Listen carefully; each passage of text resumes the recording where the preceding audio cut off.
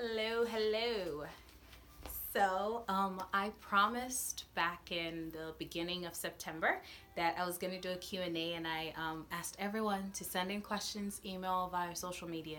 And so I have got some questions to answer, and just to kind of get to know STEMher magazine and the people behind it and a lot of good stuff. So hang in here with me and let's go over these questions. So the first question is, why do you post pictures of women and girls? Okay, so basically, if you're not familiar with STEMher magazine, the social media and all that, usually it's would have posts of the women or girls that are featured in whatever issue of the magazine, and then a quote from them, maybe just a little piece, an excerpt from their interview. And so that's what would usually post on there. And the purpose of that is really for visibility and, because representation matters. I believe that it's important to see the face behind the name, behind the career. You hear about some biologist, or to see what that biologist looks like, because we all come in different colors, shades, and shapes and sizes. So I think it's important for that, not just putting a quote from someone and their name, but also having a face. So that's one of the things that are required if you're going to be featured in STEMher magazine, is to send a picture of yourself, one professional and then another one that's just whatever of your choice. So just we can see the different images of women, when they are in their professional gear or academic gear, and also to see them in when they are in their personal wear, when they're with family and friends. It's really nice to see that as well, the balance and the versatility of the women. So that is why we do that. So, and the woman can be seen as relatable, and just putting a face to the quote. That's really about it. Putting a face to the career, putting a face to the academic program they're in. So that is why. How do you find the featured people in the magazine? Honestly, social media. So the first issue was actually just a bunch of friends and family members of mine, extended family and all that. So that first issue was just a lot of people just that are in my circle that I knew probably when I was in college, or maybe high school, or or maybe in my current career right now. So that's how I just asked them, because at that time there was no example, so I had to set a precedent with that first issue.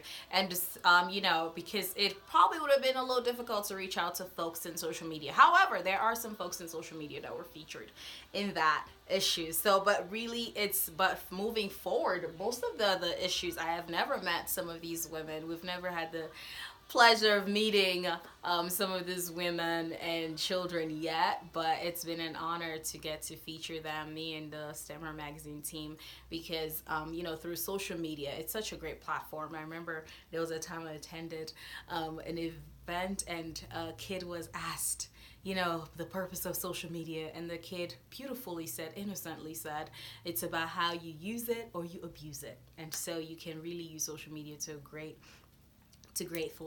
lengths, for sure. And so a lot of it has really been social media and word of mouth. So if like one person's featured and then they tell their friend about it, and then it's like the friend will contact us, and you can contact us via email, info@stemher.com. So via email or social media, whichever way, totally fine. We will respond to you and would love to feature you. There's no cost to being featured.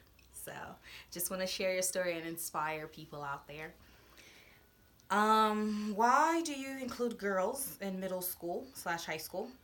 What if they don't know what they want to do, or what if they don't know what they want to be at that age? That is a very good question, because so when I was, prior to high school, I thought I wanted to be a lawyer, and then my career changed. So yeah, it's probably tricky if I'm featuring a middle schooler, because I have featured a middle schooler before in the magazine. And so yes, careers do change, choices do change, but at the moment they are interested in something in STEM. Usually a lot of my young ladies are girls that are in robotics club, that are in the sciences, that they absolutely love their science classes. They're in some kind of robotics team in their middle school or their high school. And so, yes, and that's completely fine. If, as they get older, they lose interest in STEM, that is completely fine, because I lost interest in becoming a lawyer when I went to ninth grade and I was introduced to STEM fields and I fell in love with it. And so, yes, it is pretty tricky on that part, but currently, if they're absolutely loving something they're doing in STEM, would love to feature that, because we want to show different faces and ages that are interested in STEM. It starts really young, because I started getting influenced into getting into STEM in ninth grade, and then I pursued that all the way through and until my current career as a mining engineer. So but it's just introducing girls to STEM at an early age, and also to give parents ideas on children that are in STEM, or kids that show some type of interest or skills that are STEM. And so to give them an idea, okay, like, oh, my kid probably could join a robotics club that's local, or maybe in their school or something. So it's to give parents and guardians some kind of direction too, if they've noticed that their child is very STEM skilled, and on what they can do at school or in the community currently, to just kind of nurture that interest as well. But we completely understand that they would probably go to college or even high school and completely change their mind. And that's all right. That is completely fine, because even me, when I went to college, I changed my major as well, right in the middle of my college career. So it's completely fine. It's pretty wild to think that you can, at 17 or 18, know your career. There are some people that since they were 2, they knew what they wanted to be. And then there's some people that you kind of discover when you're going to be at 35. That's all right. So, yeah, that is the answer to that question. Who creates a magazine? Okay, so that is a very common one. So the way how the magazine works is, of course, we do the interviews and all that. The interviews are done. But then I put it all together. It's a lot. It's a lot, but I basically have to put the articles together from the interviews, create stories on the women and girls that are featured, and then I have a lead editor that spends lots and lots of hours and weeks going through it. He reviews the just proofreading, grammar, and all these other good stuff, adding new things to the articles after I submit it to him. And the lead editor just kind of just cleans it up, polishes it a whole lot. It's really great to have different sets of professional eyes and completely different perspective of eyes. I mean, we all share, the whole STEMher magazine team, we share the same vision, but we also have different lenses of seeing the product, which is absolutely beautiful. The beauty of having diversity behind it, consists of men and women, and also of different career types as well. And so that brings diversity to it, because if it's just me producing it completely, just all of it, then it's just, I'm gonna just see beauty as one thing, but someone else will see beauty in something totally different, and that's what's beautiful about it. And then sometimes there are issues that I've had multiple editors on it, and then there are issues whereby it's just our lead editor that has been doing it. And then of course I've got the media manager who usually oversees I design the covers or so, but really is the one that kind of oversees the cover, gives feedback on it and some changes and all that to make it more aesthetic to the eyes and all that good stuff. So, and that's the person that also takes care of the website. Primarily the website as well. He's tasked on taking care of the website. So that is really the small yet mighty STEMher magazine team that we've got going on. How long does it take to create an issue? How long? Well, honestly, it depends. So I have a full-time job as well, working throughout the week, which I work 10 hours a week. My work week really is 10 and a half, but then I have a commute of 2 hours back and forth. So my weekdays are really long, so not much happens on weekdays. However, I do have 3-day weekends, which is really, really nice, so I can get to do my other job, which is the magazine. And so the other days I'm really spending time on it. However, in terms of how long does it take, average time usually probably takes about 2 months. Because, of course, every submission for whatever issue it may be, there are deadlines on there. that we have for them. And so for the people that are submitting their stories, and so the deadlines are met, and then from that it just really, the process that I take in creating stories different is different for every issue. Honestly, I don't have one system, but just maybe sometimes I'll start with someone that, the responses are not very lengthy. Kind of build my way up, build the momentum of creating the articles. But also sometimes, I just maybe attack the one that's got a good chunk of information. And so the just so usually the average time would be 2 months. And then, but if it's really, and that's like consistently working on it on weekends. But if, I can throw in some work during the week, and on weekdays when I get back from work, then, I can work on it a bit. But usually probably the average time about 2 months. Sometimes it takes, I don't want to say it takes less. It really does take 2 months. Or sometimes it is more. And so, because, the editing portion takes a while too. Because everyone on the team has full-time jobs outside of STEMher magazine. So we are tasked, and even 2 people on the team are parents as well. Full-time job, parents, married. And then, one of them is also expecting right now.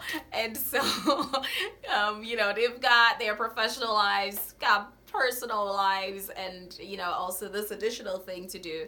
And so we've all got so much going on outside of STEMher magazine. So the time, it can be very time consuming, because it's about producing something quality. And these women have taken their time. First of all, they've done well in their life. They've excelled so beautifully in their life. And so, we want to do justice to the stories that are produced out of it, and also applaud them for all the great stuff they're doing. And so want to take time producing a great material. And if you're going to purchase it, you might as well get a great material. And that's just what I'd love to see. My personal motto is excellence and nothing less, reaching for that. And so got to reach for excellence and nothing less by producing a great quality product. So it definitely takes a little bit of time to get it done, but it has been done 4 times, and then the next issue comes out very soon.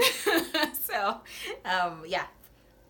Do you have to have a college degree to be featured? No, you do not, because we have and I don't know, because there's community college, there's a 4-year university, and so it all depends on having a STEM being in a STEM kind of field, whatever field it may be. It could be technical, it you could just have a certificate, but just working in something in STEM. Honestly, 2 requirements: be a woman or a girl and do something STEM related. So you can have a GED, you can have a PhD, you can have an associate's, you can have a bachelor's degree. We have featured all of them. So we've got our girls that are in middle school and high school that are featured, and they don't have any of those yet. So that's why we have a variety. You don't have to be, it's just being something STEM related. So you could have attended a vocational school. We want to share your story. You're doing something in STEM, being a plumber, electrician. All those are very technical skills that we would love to share, and we have done that before in certain issues. So we just want to have women that have different backgrounds, because we want to show others that you can have a different background pursuing your career. That's very, very important to us, having that. And so that's why it varies for everyone, really.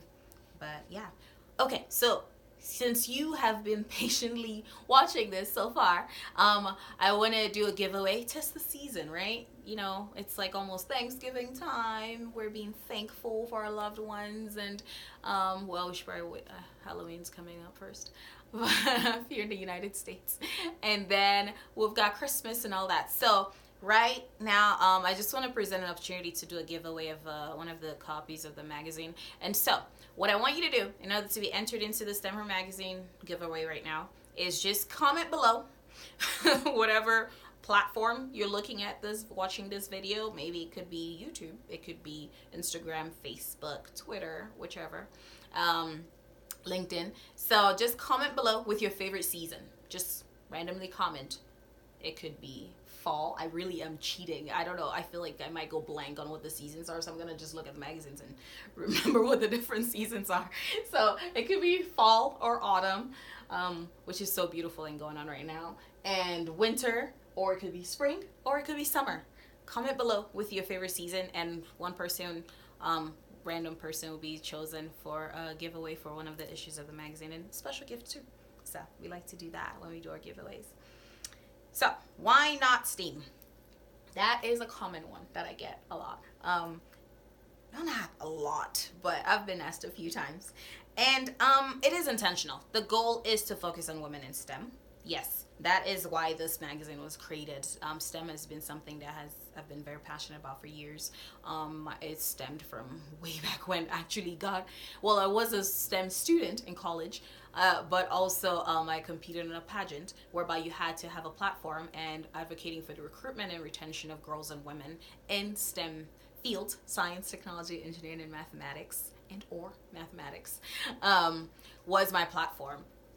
And so it's intentional. That is what we want to focus on, is women in STEM. However, when you read the magazine, you see that the artistic side, the creative sides of women are also featured, of the girls as well. So you get to read about women that are also doing music, women that are in acting and dancing and all that good stuff in the arts. So that is very much emphasized. The name may not be STEMher or anything, but the arts are definitely emphasized on there. They're definitely highlighted. We've got women that are musicians, because one of the things that the women are asked when they're interviewed is that what else would help a woman or girl succeed in STEM? And many women always say that the arts has helped them.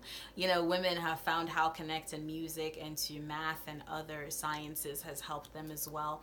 We've got a person who, a young lady in our winter issue, whereby she went to college to do something in music and then later discovered connections with technology, and now I believe she's an application developer or something like that, cloud application developer.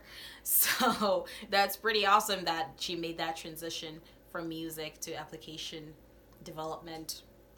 So I don't know how, but that's pretty cool. Yeah. So that is something that, but we've got women that are musicians. Several of them mention how playing music, the piano, and all these different things can help them be more successful in STEM fields. So we want that to show as well, because for instance, like me, I have danced all my life. Dancing is a part of me, because I have done acting as well. I always tell young ladies that, don't just be so focused on STEM only. Make yourself have a diverse group of talents and skills, because that makes you more successful. If you're an engineer, a very brilliant engineer, however, you do not know how to communicate your ideas, your solutions, then you're not that successful as an engineer. So I believe that it's really important to have public speaking skills, and that's how you can get it from acting, doing some kind of monologue at your school, doing a musical performance. It takes a lot of boldness. For sure. It takes a whole lot of boldness to be a singer. And so I definitely encourage having some kind of arts going on with being in STEM. Alrighty. Are magazines offered in different languages besides English? Not yet. It's only in English right now because we definitely, by God's grace, the goal is to have it in many different languages, because the magazine is available on Amazon for sale, which means it reaches millions of people around the world. It reaches there are different countries that receive the magazine, that can purchase the magazine. So it's definitely important to have it in different languages. However, right now I'm just sticking to good old English right now, but the goal is to definitely extend it to other languages as well. But right now, just good old English. That's all we've got going on. What keeps you motivated? What keeps me motivated? I get that one a lot too, because it's a lot of work. It's quite tasking for all of us to get it done, for the whole team. But I would say, honestly, my faith. That is a big part of it for me. My faith in Jesus Christ. I know that I am in my purpose right now, my God-given purpose. And it's just really living out my God-given purpose. That is what I am doing right now. And so that is why that's a major thing. And also my passion for women and girls. I've always been passionate about that, and also for STEM as well. As a woman in STEM and mining engineering, but also as a woman, as you know, I am passionate about these things. And another thing that also keeps me motivated is my family, my parents, my extended family. They're very supportive. I've got great friends. Definitely thankful for them because they're the ones that made that first issue happen. Definitely like persuading them lovingly to participate in it, even though they had no clue. They were like, "What are you talking about?" But sure, I'll do it. But just believing in all my crazy ideas that I've put them through for 2 decades. So, um, yeah, but those are the things and the people that really keep me motivated. What advice would you give someone who wants to start something? That is a question that I get a lot of too. Um, I'd say definitely know your why and stay focused on it because that keeps you going. Because there are times that you would not want to do it. There are times that you just like, I'm done. Like, I'm not in a mood. So always remember your why and why for motivational purposes. I think that's very, very important because there are times that I am just burnt out.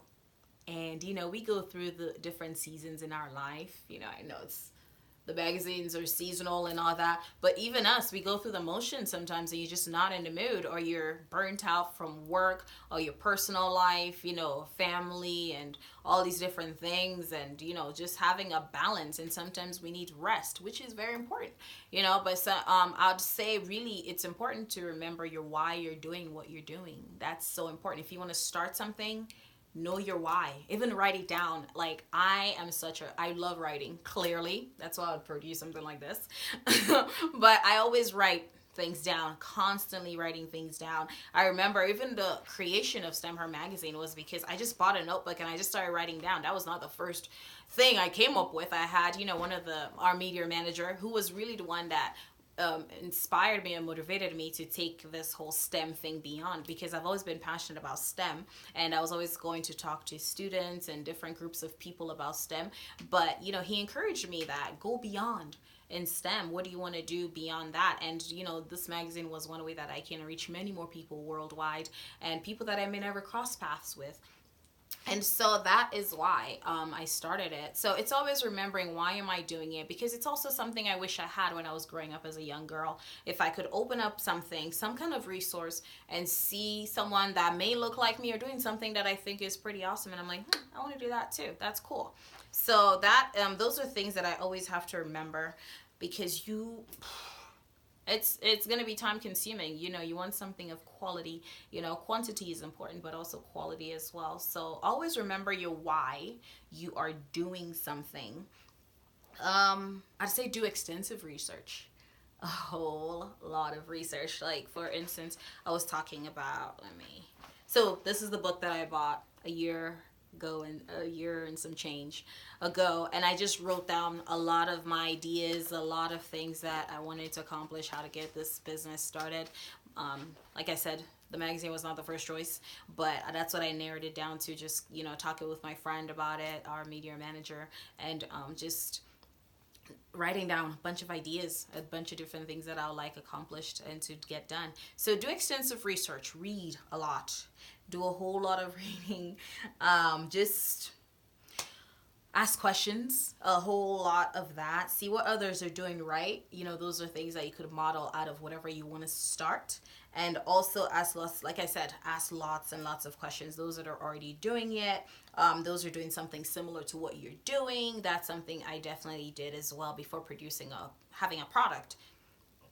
That is something that I did. I'm a huge podcast listener. I listen to a whole lot of podcasts. Like I said, I have a very long commute from work and to work. So if I am not driving along with my coworkers or anything like that, I just kind of get plugged in, listen to a podcast. Usually that long drive time back and forth when I'm not driving is really listening to podcasts or reading a book. I'm trying to also, implement reading, at least 30 minutes. A friend and I decided we should start doing reading 30 minutes every day. Sometimes I'm not successful, but I try my best to get it done.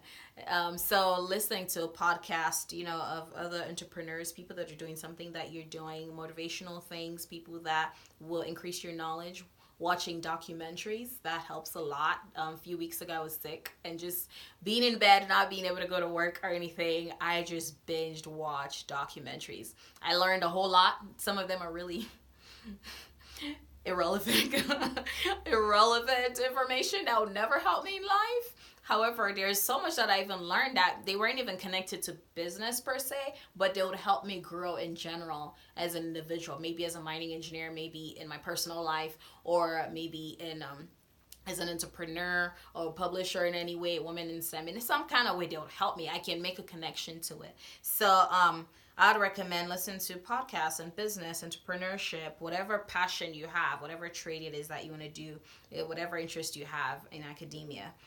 Follow leaders and brands that are excelling in this field. I'd recommend you do that as well. Follow leaders in this. There's something I do. I follow people, business-oriented people that are in STEM, women that are just excelling and killing it, So follow a lot of people that are doing what you would like to do, and get some tips from them, learn from each other. I recommend doing that. Pay attention to demand as well. Are there several people already doing this? Is there a high demand for it? Because that's what also creates success. Be attentive to that, and do something that solves a problem. Because, for instance, I was reading something the other day, and, it talks about how so many things we see nowadays are just kind of solving a problem. That's because that's what engineering is anyway. There's a problem, you solve it. And so, for instance, Uber, you eliminate the middleman in some way.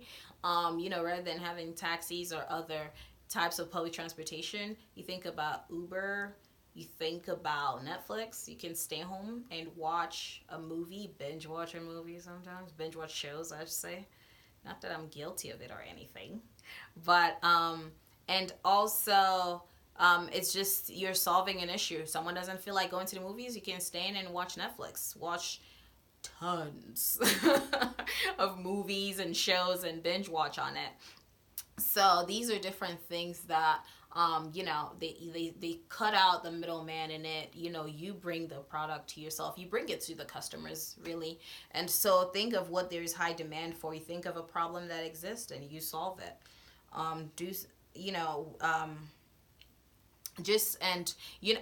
Like I said earlier, that I wish I had something like this when I was a young girl. I never saw images of women that were in engineering. However, I decided to pursue engineering. But this is something that I wish women could do. I'm so thankful for my teachers that inspired me and encouraged me to pursue STEM, because they saw those skills in me that I did not see. And so I definitely appreciate teachers so much, because they see something in you that you never see for yourself. And that's so, so, so important.